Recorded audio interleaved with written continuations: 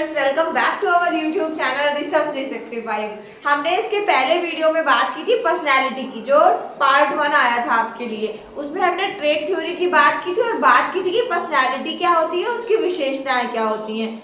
आज हम बात करेंगे पर्सनैलिटी की दूसरी थ्योरी यानी कि ट्रेट थ्योरी के बारे में। चलिए शुरू करते हैं। ट्रेट थ्योरी क्या होती है? इन्होंने ट्रेट्स में बांटा है, ट्रेट्स के हिसाब से पर्सनैलिटी को बांटा है। तो ट्रेट्स क्या होते हैं? ऐसे शील गुण होते हैं जो डिस्क्रिप्शन देते हैं किसी भी ह्यूमन बिहेवियर।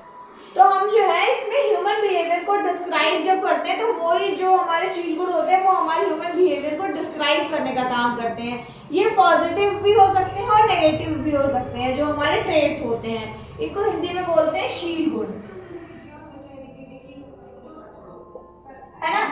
ये रिलेटिवली परमानेंट होते हैं, ऐसा नहीं होता है कि चेंज होते हैं। अगर कोई व्यक्ति ईमानदार है तो वो अपने पूरे जीवन भर ईमानदार रहेगा, है ना। अगर जो है उसकी चीजें जो है जैसी होती है पर्सनैलिटी में वो परमानेंट रहती है, वही उसके ट्रेट्स जो है उसकी पर्सनैलिटी को बनाते हैं।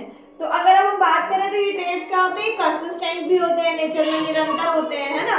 उसके अलावा ट्रेट्स आपके पॉजिटिव और नेगेटिव दोनों तरीके के होते हैं। पॉजिटिव मतलब जो आपको आगे की तरफ बढ़ाते हैं, जैसे आपकी ऑनेस्टी हो गई, आपका दूसरों के प्रति कंपैशन हो गया, आपके अंदर दूसरों की फीलिंग्स को समझने की अंडरस्टैंडिंग है, वो सारी चीज़ें। और जो नेगेटिव ट्रेट्स होते हैं वो नेगेटिव होते हैं, जैसे आपको गुस्सा बहुत आता है, बहुत लेजी हैं, ये सारी चीज़ें। तो ऑल एंड ऑल हम कह सकते हैं कि ट्रेट्स यानी शील गुण जो होते हैं वो आपके व्यवहार को दर्शाते हैं, डिस्क्राइब करते हैं ह्यूमन बिहेवियर को। ठीक है, अब हम बात करेंगे ऑलपोर्ट की। ऑलपोर्ट ने ट्रेट थ्योरी दी थी।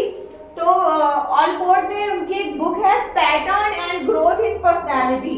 इसमें उन्होंने बात की है कि पर्सनैलिटी कैसी होनी चाहिए, पर्सनैलिटी का पैटर्न कैसा रहता है, कैसे पर्सनैलिटी ग्रो होती है। तो उन्होंने ट्रेट्स के हिसाब से, शील गुणों के हिसाब से अपनी एक ट्रेट थ्योरी दी, जिसमें उन्होंने दो तरीके के ट्रेट्स की बात की। एक थे कॉमन यानी कि सामान्य गुण और दूसरे थे पर्सनल ट्रेट्स यानी कि व्यक्तिगत गुण। जो सामान्य गुण होते हैं ना वो समाज के सारे ही व्यक्तियों में, अधिकतर मोस्टली लोगों में पाया जाता है। तो वो होते हैं आपके कॉमन ट्रेट्स जो सभी व्यक्तियों में पाए जाते हैं अधिकतर। जैसे कि मान लीजिए कि कोई ऐसा गुण है जो सभी में पाया जा रहा है तो वो होगा आपका कॉमन ट्रेट। उसके अलावा अगर पर्सनल ट्रेट की बात करें तो वो व्यक्तिगत गुण जो है ना वो व्यक्ति की पर्सनैलिटी को डिस्क्राइब करते हैं, उसकी अपनी चीजें होती हैं जो इसको आप कह सकते हैं डिस्क्रिप्टिव होते हैं नेचर में। फिर इन्होंने पर्सनल ट्रेट्स को 3 तरीके से बांटा है, कार्डिनल, सेंट्रल और सेकेंडरी। कार्डिनल ट्रेट्स यानी केंद्रीय गुण। केंद्रीय गुण कौन से होते हैं?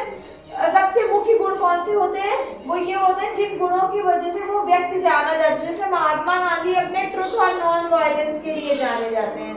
तो जो ट्रुथ एंड नॉन वायलेंस है वो महात्मा गांधी का कार्डिनल ट्रेट है। उसके अलावा सेंट्रल ट्रेट्स ऐसे ट्रेट्स होते हैं जो हर व्यक्ति में 5 से 10 गुण ऐसे होते हैं जो सब में ही पाए जाते हैं, तो वो सेंट्रल ट्रेट्स होते हैं। सेकेंडरी ट्रेट्स ऐसे ट्रेट्स होते हैं जो जिनका हमारी पर्सनैलिटी में एज सच कोई रोल नहीं होता है, वो बदलते रहते हैं, परमानेंट नहीं होते। जैसे हमारी ईटिंग हैबिट्स होती है बदलती रहती है ना, हमारी पढ़ने की आदत बदलती रहती है, तो ये हमारे सेकेंडरी ट्रेट्स में आएंगे। तो ऑल एंड ऑल हमने पहले समझा ट्रेट्स क्या होते हैं जो डिस्क्राइब करते हैं ह्यूमन बिहेवियर को।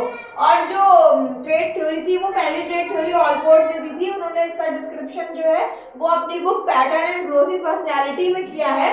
उन्होंने 2 तरीके के ट्रेट बताया, कॉमन ट्रेट जो सभी व्यक्तियों में पाए जाते हैं समाज के, और दूसरे उन्होंने बताया पर्सनल ट्रेट जो व्यक्ति विशेष में पाए जाते हैं।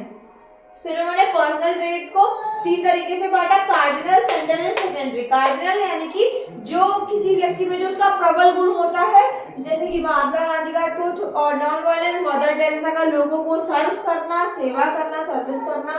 और सेंट्रल ट्रेट्स वो होते हैं जो हर व्यक्ति में 5 से 10 ऐसे गुण पाए जाते हैं जो सभी में होते हैं कॉमन। और जो आपके होते हैं सेकेंडरी ट्रेट्स, ये बहुत ज़्यादा वैल्यू नहीं करते, बहुत ज़्यादा इंपॉर्टेंट नहीं होते हैं, और ये जो होते हैं ना सेकेंडरी ट्रेट्स ये बदलते रहते हैं, परमानेंट नहीं होते आज सच। तो ये थी आपकी ऑलपोर्ट की थ्योरी।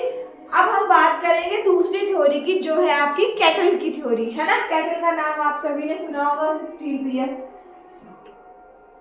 टेस्ट इन्होंने दिया है, आरवी कैटल।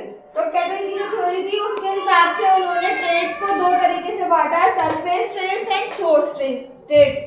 तो सरफेस ट्रेट्स क्या होते हैं? सतही शील एटीट्यूड, मतलब जो आप किसी व्यक्ति के व्यवहार को देख कर ना बाहर से ही पता लगा सकते हैं, ऑब्जर्व करके आसानी से आप पता लगा सकते हैं, वो उसके सरफेस ट्रेट्स होते हैं। जैसे कोई व्यक्ति बाहर से बहुत खुश रहता है तो आपको लगेगा कि ये बहुत खुश रहने वाला पर्सन है, यानी ये बहुत चेयरफुल पर्सन है, बहुत ही ऑप्टिमिस्टिक है। और सोल स्टेट्स कैसे होते हैं, जो आप आसानी से पता नहीं लगा पाते हैं, इजीली ऑब्जर्वेबल नहीं होते हैं, तो ये होते हैं उसके सोल स्टेट। जैसे आप किसी को देखकर ये नहीं जान सकते कि उसके अंदर निस्वार्थता का भाव है, तो ये सारी चीजें। तो सोल ट्रेट्स को भी दो तरीके से बांटा है इन्होंने, एक इन्वायरमेंटल, एक कॉन्स्टिट्यूशनल। इन्वायरमेंटल ट्रेट्स वो होते हैं जो आपकी हेरिडिटी और इन्वायरमेंट की वजह से आते हैं, वो इन्वायरमेंट ट्रेट्स होते हैं। और जो आपके कॉन्स्टिट्यूशनल ट्रेट्स होते हैं वो जो है स्वाभाविक होते हैं, नेचुरल होते हैं। इनमें हेरिडिटी का रोल रहता है, इनमें इन्वायरमेंट का रोल, मतलब इसमें जो है ये पर्यावरण से जो सारी चीजें आप गेन करते हैं, एक्वायर करते हैं, वो आती हैं, और ये आपकी हेरिडेटरी फैक्टर्स से जो चीज़ें आती हैं वो आती हैं। तो ये आपकी थी ट्रेड थ्योरी। आई होप आपको ये ट्रेड थ्योरी समझ में आई हो।